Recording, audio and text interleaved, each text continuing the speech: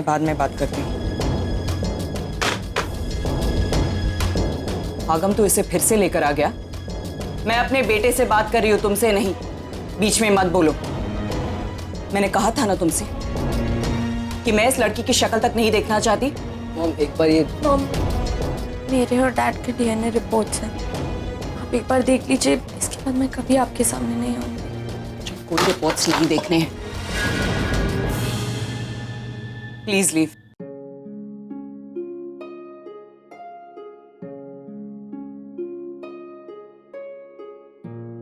सुना नहीं तुम दोनों ने? जाओ यहां से।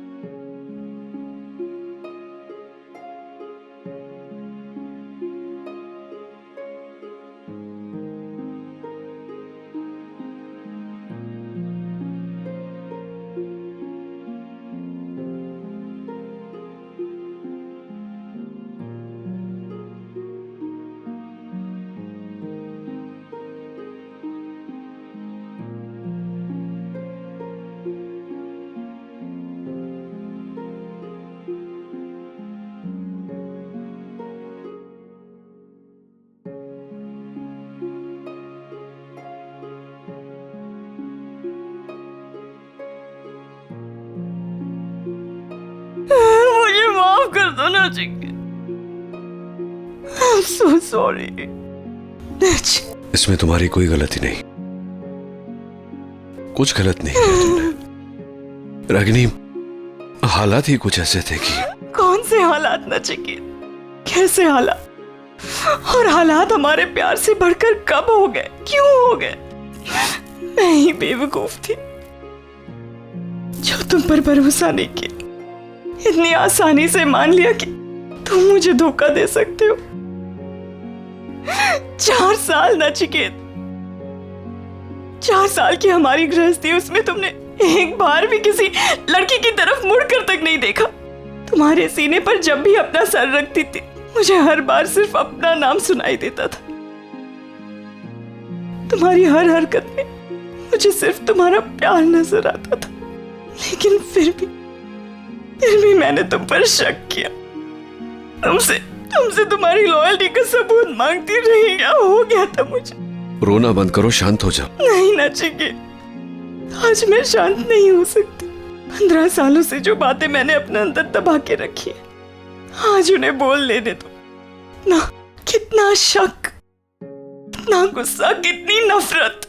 हर मोड़ पर तुम्हें कोसती रही मैं, अपने आप से ये कहती रही कि मैंने प्यार करने के लिए गलत इंसान को चुना। लेकिन सच्चाई तो ये है नचिकेत कि तुमने गलत लड़की से प्यार किया।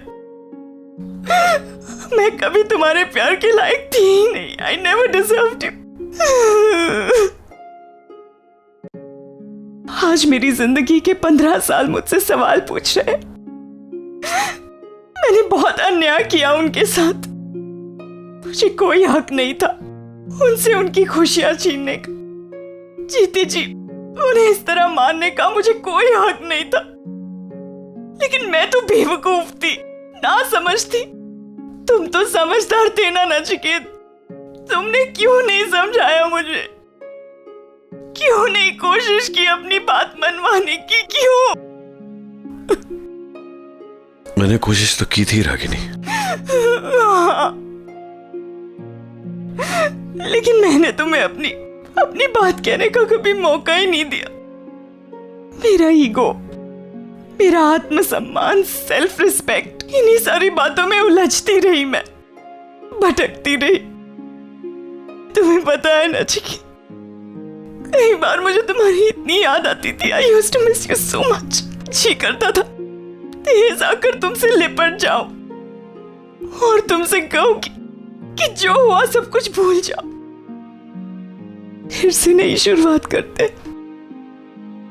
लेकिन फिर उस रूपाली का चेहरा मेरी आंखों के सामने आ जाता था और दिमाग दिल पर हावी हो जाता। कहता कि अगर तुम्हारा नचिकेत निर्दोष है तो वो आकर तुमसे कुछ कहता क्यों नहीं, तुम्हारे पास क्यों नहीं आता, तुम्हें समझाने की कोशिश क्यों नहीं करता हो। बस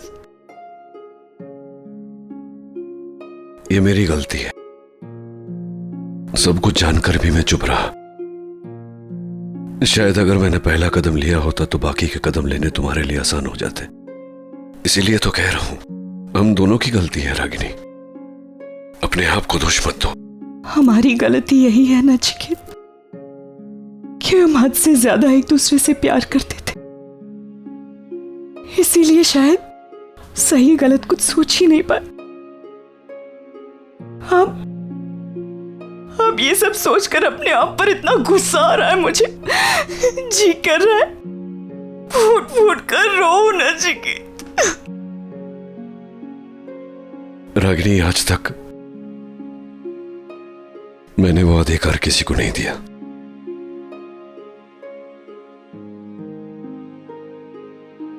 मेरी जिंदगी में तुम्हारी जो जगह है वो आज तक किसी को नहीं दी है। आज भी मेरे दिल की आवाज सुनोगी तो तुम्हारा ही नाम सुनाई देगा।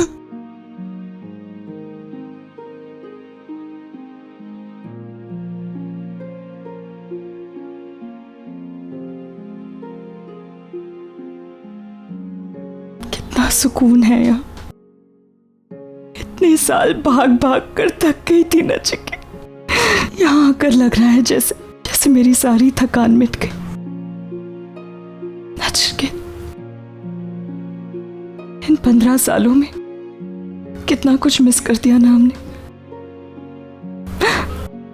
आगम और रणबीर का बचपन, निशी और आरफ का भी, उनके बचपन के छोटे छोटे झगड़े, और देर रात तक किया हुआ तुम्हारा इंतजार, और इंतजार के बाद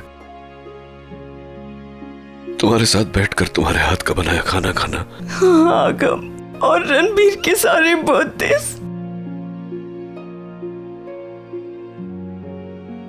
पता है, मैं लोगों को ऐसा जताता था कि मैं हमारी शादी की सालगिरह भूल गया, लेकिन हर शादी की सालगिरह पर बहाना बनाकर निकलता था कि हॉस्पिटल जा रहा हूं। पूरा दिन समंदर किनारे बैठा रहता था। समुंदर बहुत पसंद है ना तुम्हें? मैंने समंदर के आसपास जाना ही बंद कर दिया था, क्योंकि समंदर से ज्यादा खारा पानी तो मेरी आंखों में था।